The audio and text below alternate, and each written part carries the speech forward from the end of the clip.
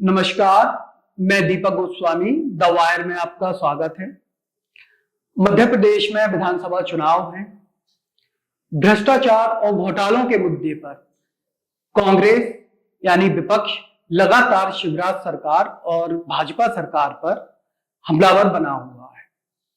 लेकिन जब भी मध्य प्रदेश में भ्रष्टाचार की बात आती है, घोटालों की बात आती है, तो व्यापम का नाम स्वतः ही अपने आप ही उभर कर सामने आ जाता है। यह शिक्षा जगत के सबसे बड़े घोटालों में से एक माना जाता है, जो कि न सिर्फ भारत बल्कि दुनिया भर में शिक्षा जगत का सबसे बड़ा घोटाला माना गया था। करीब 200 से अधिक इसमें एफआईआर दर्ज हुई, 2000 से अधिक आरोपी बनाए गए। इसकी जांच को आज करीब 10 साल बीत चुके हैं, लेकिन 10 साल बाद भी निष्कर्ष क्या निकले, ये सवालों के घेरे में है। जब मध्य प्रदेश में घोटालों की बात हो रही है, भ्रष्टाचार की बात हो रही है, तो यह जानना जरूरी है कि मध्य प्रदेश का सबसे बड़े घोटाले में आज जांच के नतीजे कहां पहुंचे हैं, किन आरोपियों को इस घोटाले में सजा मिली है। माना जाता है कि जो रसूखदार लोग थे, बड़े बड़े लोग थे, वो आसानी से बचकर निकल गए, और जो कि इस मामले के रैकेटियर थे, जो निचले स्तर के लोग थे, सजा उन्हें मिल गई। तो इन्हीं सब मामलों पर कि आज व्यापम का घोटाला कहां तक पहुंचा है, हमारे साथ मौजूद है आशीष चतुर्वेदी। आशीष चतुर्वेदी के बारे में वैसे तो परिचय की जरूरत नहीं है, फिर भी बता दूं कि व्यापम घोटाले को उजागर करने वालों में से एक आशीष भी थे। तो हम आशीष से चर्चा करेंगे कि आज व्यापम की जांच कहां तक पहुंची, किन किन लोगों को व्यापम घोटाले में सजा मिली है, क्या जो बड़े नाम इस घोटाले में लिप्त पाए गए थे वो सजा पा सके हैं या नहीं पा सके हैं, और जो लगातार सिर्फ व्यापम ही नहीं, अभी बीते दिनों पटवारी भर्ती परीक्षा घोटाला भी सामने आया। अभी भाजपा सरकार पर आरोप लगे कि महाकाल लोक में भी घोटाला हुआ है। तो मध्य प्रदेश में भ्रष्टाचार, घोटाले और व्यापम घोटाले पर हम आशीष से चर्चा करेंगे। आशीष, स्वागत है आपका द वायर में। जी आशीष जी, पहले तो ये बताइए कि व्यापम घोटाले को करीब दशक भर हो गया जब ये मामला उभर कर आया था। दशक भर से अधिक समय हो गया है। आप भी उन लोगों में शामिल थे जिन्होंने इस घोटाले को उजागर किया। आपने इसमें काफी संघर्ष भी किया। तो आज 10 साल बाद आप इस पूरे मामले को कहां खड़ा पाते हैं, व्यापम के पूरे मामले को, और क्या जो पीड़ित थे उन्हें आज न्याय मिलता दिखा है, न्याय मिला है? देखिए, जितनी तेजी से जब 2014 में व्यापम घोटाला, तो चूंकि मैं 2010-11 से इस घोटाले को एक्सपोज करने के लिए काम कर रहा हूँ जी। 2014 में जिस रफ्तार से घोटाले को की जांच ने रफ्तार पकड़ी थी, 2014 से 2015 आते आते समय घोटाला मध्य प्रदेश ही नहीं, विश्व पटल पर मध्य प्रदेश के लिए काला धब्बा बन गया।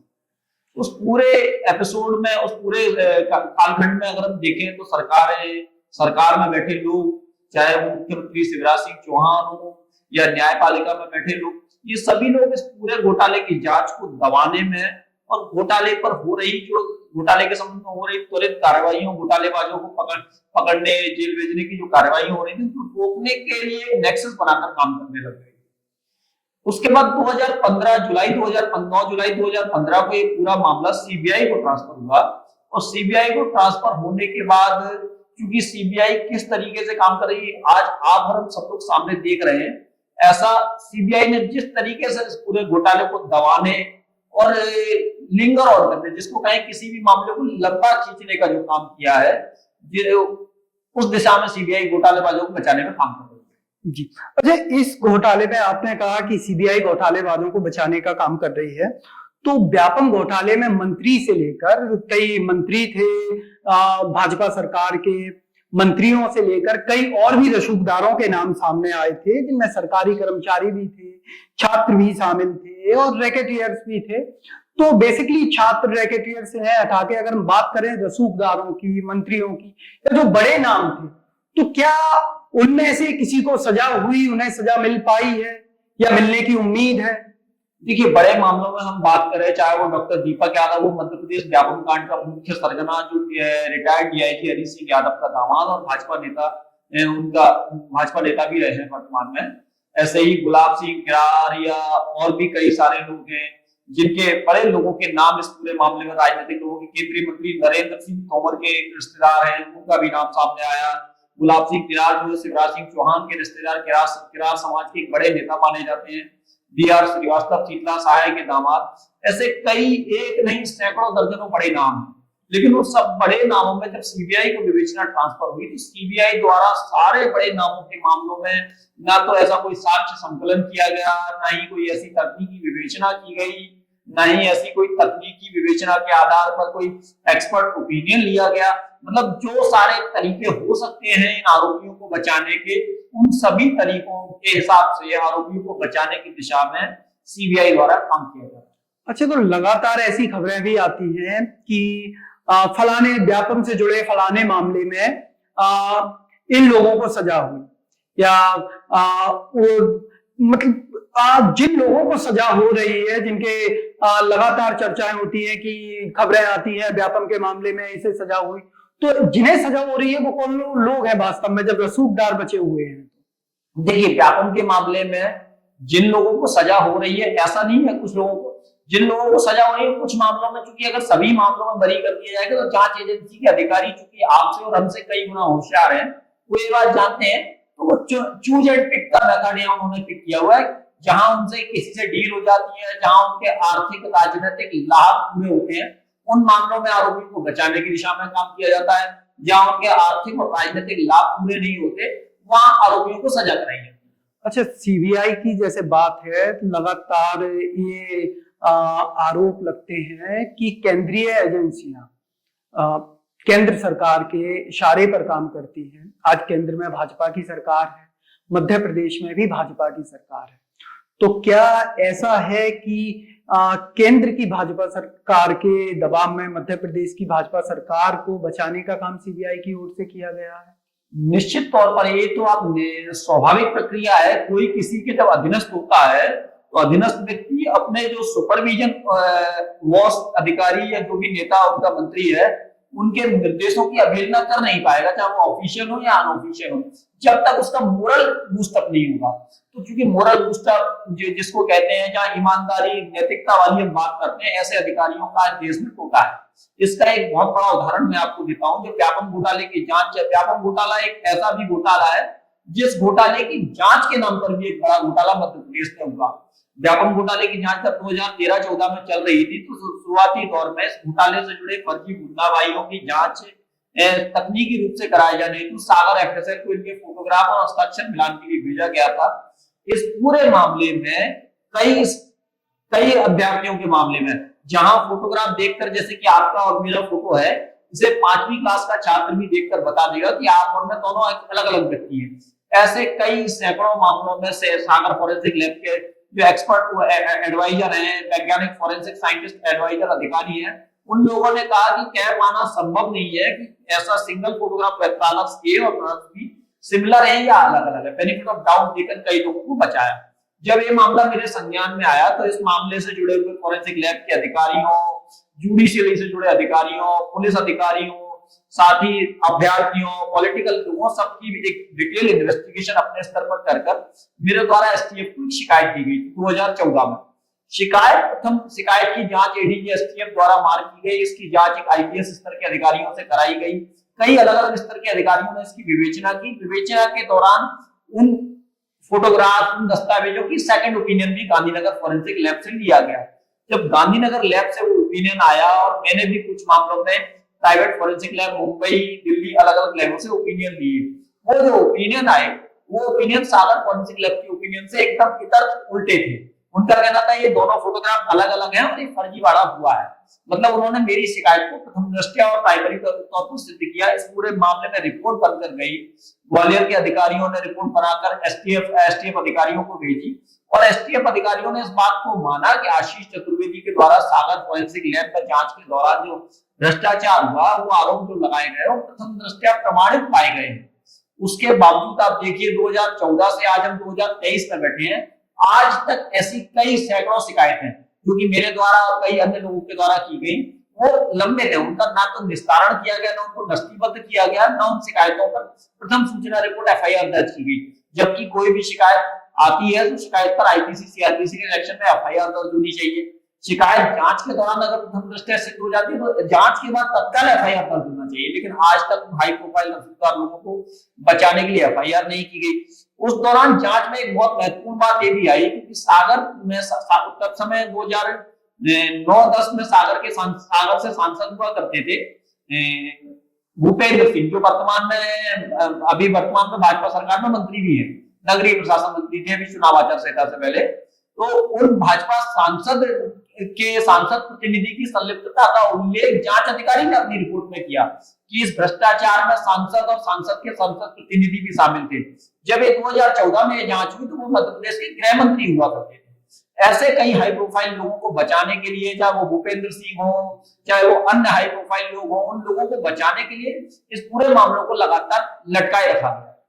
अच्छा, अभी इस मामले की जांच सीबीआई कर रही है और जैसा आप बता रहे हैं कि इस मामले को लटकाए रखा गया और न्याय नहीं मिला है।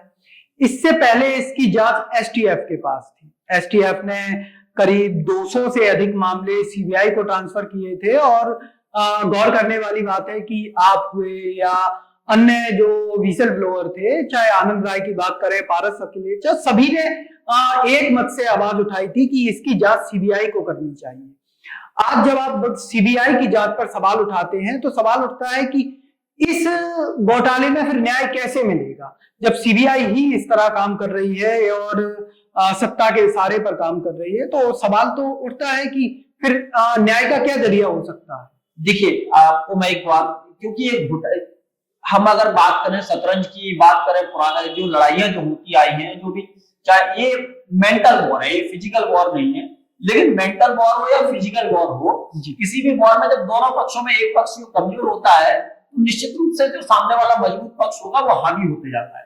इसी प्रकार जब 2014-15 में ये लड़ाई अपने एकदम पीक पर आई थी, उस समय कांग्रेस के लोग हों, विसिल ब्लोअर्स हों, सब एक साथ एकजुट होकर, और चाहे मीडिया के लोग हों, सभी ने इस बात को प्रमुखता से उठाया। मध्य प्रदेश के इस व्यापक घोटाले की चर्चा विश्व पटल पर हुई और मध्य प्रदेश पर एक काले धब्बे के रूप में इसको देखा गया। लेकिन जैसे जैसे कांग्रेस के अपने एजेंडे पूरे होते गए, कांग्रेस का एक एजेंडा था इस घोटाले और भ्रष्टाचार के माध्यम से सरकार में आना। कांग्रेस सरकार में आई, सरकार में आने के बाद कांग्रेसी लोगों के अपने एजेंडे थे, उनके अपने कार्य थे, उन्होंने इस घोटाले को कहीं नजरअंदाज कर दिया। और विसिल ब्लोअर्स की बात करें तो उनके अपने अन्य जीवन के काम है, जीवन की अपनी व्यस्तताएं या अपनी परेशानियों के कारण कहीं ना कहीं इससे दूसरे ट्रैक पर जाते। लेकिन मैं आज भी, आप देखिए, कोर्ट में इस मामले को लड़ रहा हूं, पहले भी लड़ रहा था और आगे भी लड़ता रहूंगा, क्योंकि मेरा ये मानना है जिस विषय को हमने शुरू किया, जिस विषय को शुरू किया उसको अंतिम निष्कर्ष तक ले जाने की अंतिम कोशिश करनी चाहिए। रिजल्ट जो भी हो वो न्यायपालिका और सिस्टम पर डिपेंड करता है, लेकिन कोशिश अपनी जारी रखनी चाहिए। मतलब आपका कहना है कि व्यापम से जुड़े, व्यापम को जिन्होंने उठाया था वो धीरे धीरे अपनी निजी जीवन की व्यस्तताओं के चलते इस मुद्दे पर बने रहने से थोड़ा दूर हटते गए। निजी जीवन की व्यस्तताओं के अलावा चूंकि सरकार जिस तरीके से सरकार योजनाबद्ध तरीके से इस घोटाले को लंबा खींच रही है, इस घोटाले की जांच को लंबा खींच रही है, और जो इस घोटाले की बात को उठाने वाले लोगों ने दूसरे अन्य चीजों में उलझाकर, परेशान कर कहीं ना कहीं इस घोटाले की जांच को प्रभावित किया। जी, यहाँ एक सवाल है जी, आपने कांग्रेस का जिक्र किया कि कांग्रेस की सरकार आई, तो जाहिर सी बात है जब सीबीआई केंद्र के अधीन है और केंद्र के इशारे पर काम कर रही है तो उम्मीद कर सकते हैं कि जब विपक्ष की सरकार आए तो न्याय मिले। तो जब कांग्रेस की सरकार आई, 1.5 साल तक मध्य प्रदेश में रही, उन्होंने एक आरोप पत्र भी जारी किया था जिसमें व्यापक घोटाले का भी जिक्र था और उन्होंने यह भी कहा था कि सरकार में आने पर हम घोटालों की जांच कराएंगे। तो जब 1.5 साल के लिए कांग्रेस सत्ता में आई तो क्या व्यापक घोटाले या जो अन्य घोटाले हो सकते हैं उन पर उन्होंने सक्रियता दिखाई कि भाई जो गुनहगार हैं उन्हें सजा मिलनी चाहिए? देखिए, चुनावी कैंपेन जो कांग्रेस का था, पूरे कैंपेन के दौरान कांग्रेस ने कई सारे बड़ी बड़ी बातें कही कि भ्रष्टाचार को मुद्दा बनाया। उस दौरान घोषणा पत्र में एक महत्वपूर्ण बात ये भी शामिल थी कि मध्य प्रदेश में जो भाजपा सरकार के घोटाले, उन घोटालों की जांच के लिए आयोग बनाया जाएगा, समय सीमा में जांच की जाएगी, इस तरीके से घोटाले वालों के विरुद्ध कार्रवाई की जाएगी। लेकिन उस सरकार आने के बाद हम उसको देखें, चूंकि ऐसे कई सारे मामले थे जो राज्य की सरकार एसटीएफ के पास व्यापम के लंबित थे, जहां ज्यूरिडिक्शन का, न्यायपालिका का कोई हस्तक्षेप, मतलब कोई ऐसी बाध्यता नहीं थी कि कार्रवाई नहीं कर सकते थे। लेकिन उन 15 महीने की सरकार में, चाहे वो कमलनाथ जी रहे हो मुख्यमंत्री, या गृह मंत्री रहे हो, या कांग्रेस के अन्य लोग रहे हो, किसी भी व्यक्ति ने इस मामले में रुचि नहीं दिखाई। जब हमने इस मामले में जिन भी कांग्रेसी लोगों से हमारी इस विषय में चर्चा हुई, उन लोगों को इस बात को कहा तो लगातार ठीक है देखते हैं, लेकिन सभी लोग अपने व्यक्तिगत स्वार्थों की पूर्ति हेतु 15 महीने दौड़ भाग करते रहे। और 15 महीने में चाहे व्यापम मुद्दा हो, चाहे वो उस समय एक मामला हनी ट्रैप का आया था, हनी ट्रैप मुद्दा हो, चाहे सिंगस घोटाला हो, किसी भी सिंगस घोटाले का, आप देखिए मध्य प्रदेश विधानसभा में कांग्रेस ने क्लीन चिट दी भाजपा को। ऐसे कई सैकड़ों मामलों में तो सरकारें कोई भी हो, पार्टियां कोई भी हो, मतलब जो मेरा अपना अनुभव रहा है, राजनीतिक पार्टियां अपने राजनीतिक स्वार्थों की पूर्ति के लिए जनता के बीच में आकर भ्रष्टाचार को मुद्दा बनाती है। जब सत्ता उनको मिल जाती है, सत्ता के बाद भ्रष्टाचार उनके लिए कोई मुद्दा नहीं है। जी, वर्तमान में जैसे कांग्रेस उसके चाहे हम घोषणा पत्र, जिसे वचन पत्र नाम दिया गया है, उसकी बात करें या उनकी कैंपेन की बात करें, जहां वो लगातार या तो 50% कमीशन के शिवराज सरकार पर आरोप लगा रहे हैं और भ्रष्टाचार घोटालों के, तो अगर वो सरकार में आते हैं तो उनसे भी फिर ज्यादा उम्मीद नहीं रखनी चाहिए कि इन घोटालों पर कोई कार्रवाई होगी।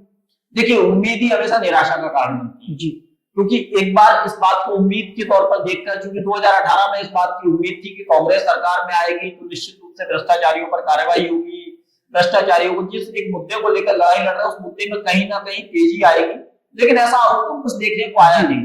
तो एक हम अपनी लड़ाई जारी रख सकते हैं, जो भी आउटकम आएगा वो लड़ाई के आधार पर, लेकिन किसी से व्यक्ति विशेष की रुचि होगी, व्यक्ति विशेष किसी मामले में रुचि लेकर ऐसी कार्रवाई करेगा, ऐसा उम्मीद रखना मतलब अपने आप को धोखे में रखने जैसा। अच्छा, पहले व्यापम जो व्यावसायिक परीक्षा मंडल, जो व्यापम नाम हुआ करता था, जब घोटाला सामने आया तो उसका नाम बदलकर किया गया प्रोफेशनल एग्जामिनेशन बोर्ड। उसके बाद फिर उसका नाम बदला गया, शायद तीसरी बार उसका नाम बदला गया है।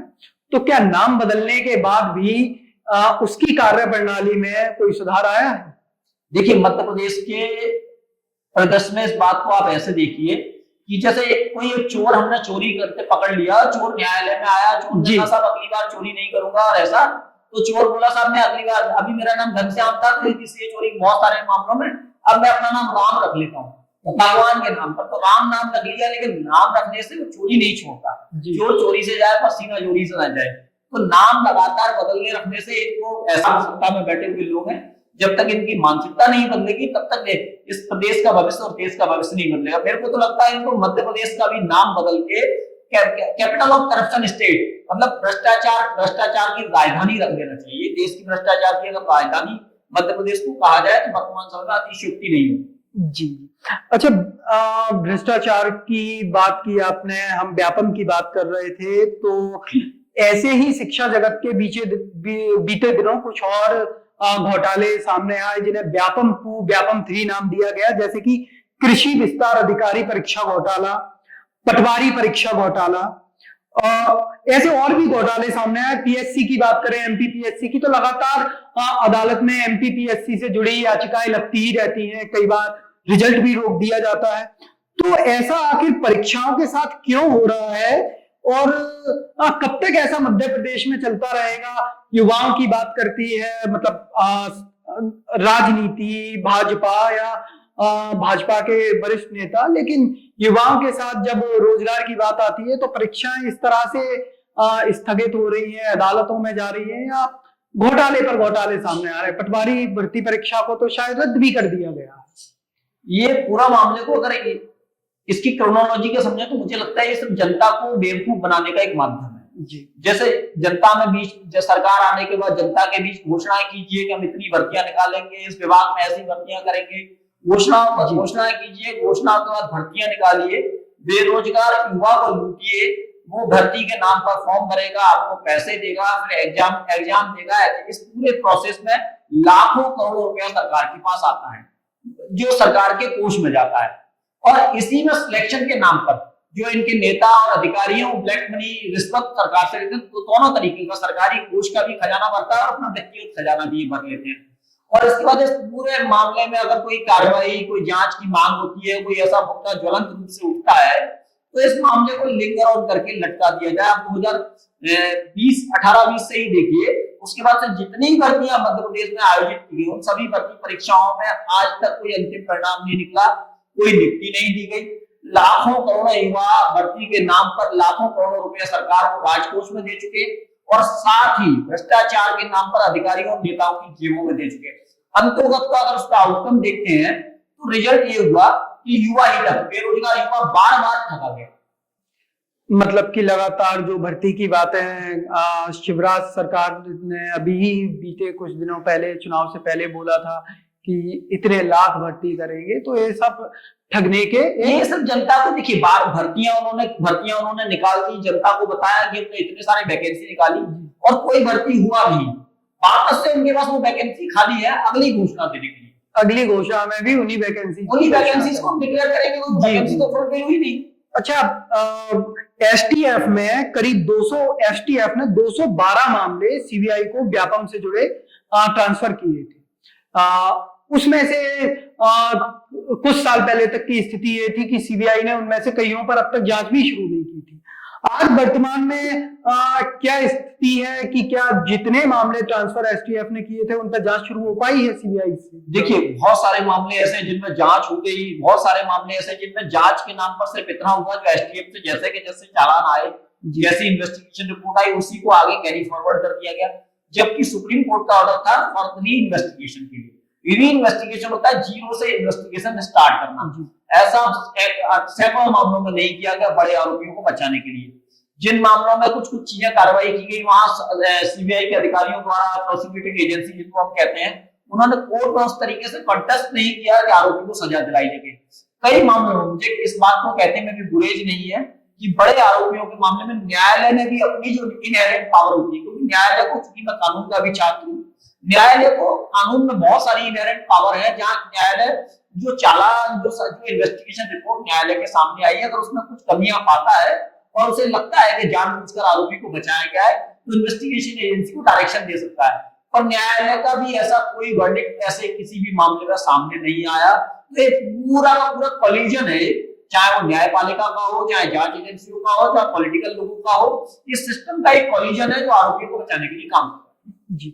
जी, व्यापम में करीब आधा सैकड़ा लोगों के संदिग्ध परिस्थितियों में मौत के मामले भी सामने आए थे, जिसके बाद जांच को सीबीआई को सौंपा गया था।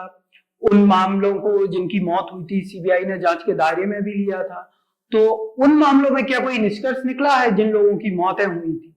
देखिए, जिन लोगों की मौत हुई उनके परिवारजन भी एक समय के बाद उन मामलों को फॉलो अप लेना छोड़ गए, क्योंकि सब अपने अपने दिशा में आगे बढ़ गए। और सीबीआई ने लिंगर और टैक्टिक्स के आधार पर इन मामलों को भी आज तक कोई फाइनल कंक्लूजन, कोई फाइनल ऐसा एविडेंशियल कंक्लूजन जिसके आधार पर ये कहा जा सके कि इन मामलों में इस तरीके से संदिग्ध परिस्थितियों में इनकी हत्या ऐसे की गई, इनकी संदिग्ध परिस्थितियों में ऐसे, जैसे पत्रकार अक्षय सिंह की बात करें, पत्रकार अक्षय सिंह मृत्यु से आखिरी कुछ क्षण पहले तक मेरे कांटेक्ट में थे और बहुत ही फिट फाट थे। उनकी मृत्यु 101% मर्डर थी, लेकिन आज तक उस मर्डर में कौन कल्प्रिट है, कैसे है, इस बात को प्रूव नहीं किया गया।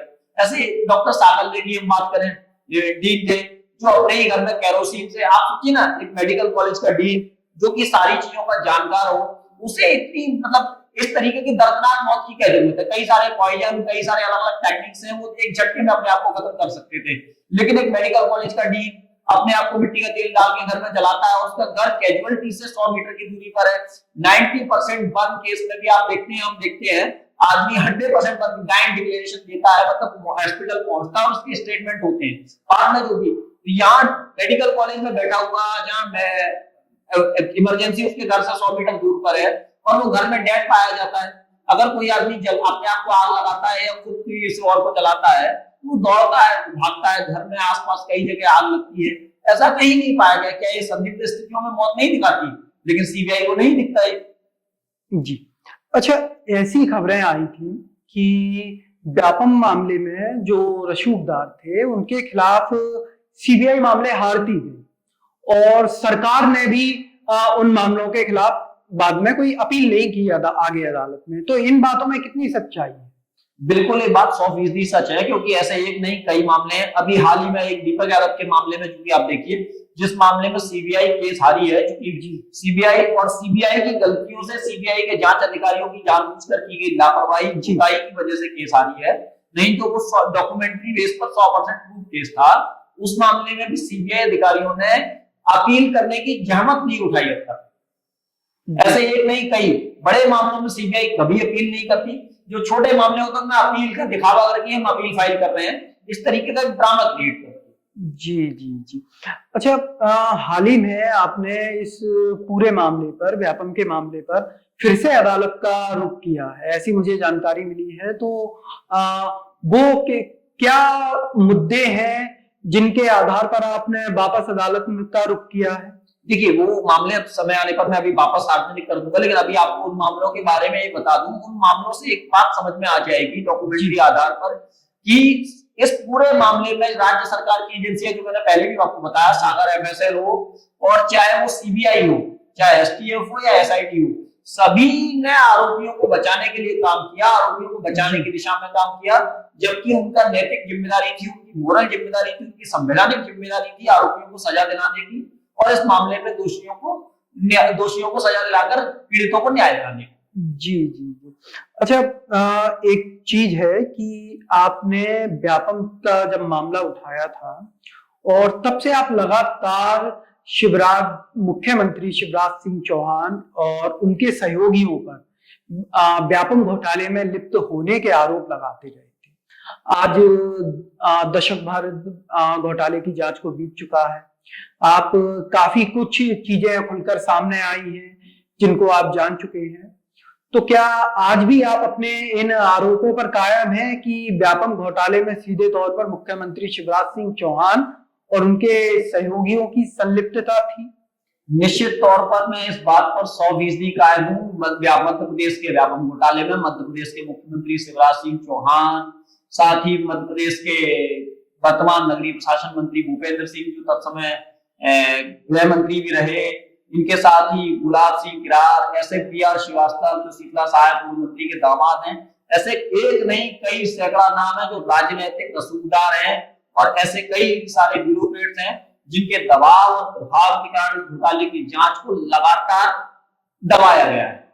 जी, तो ये थे हमारे साथ आशीष चतुर्वेदी, जिनसे हमने बातचीत की और उन्होंने बताया कि किस तरह से व्यापम घोटाले की जांच को दबाया जा रहा है, किस तरह से रसूखदारों को बचाया जा रहा है। और उन्होंने जो बात कही, जैसे कि घोटाले के मध्य प्रदेश में लगातार कांग्रेस या विपक्ष की ओर से आरोप लगाए जा रहे हैं, तो उनका कहना है कि कांग्रेस भी जब सत्ता में आई थी, जब सरकार में आई थी, तो उसने भी घोटालेबाजों को, भ्रष्टाचारियों को या भाजपा सरकार में जो घोटाले हुए उसकी जांच पर कोई सक्रियता नहीं दिखाई थी, उल्टा बचाने की कोशिश की गई थी।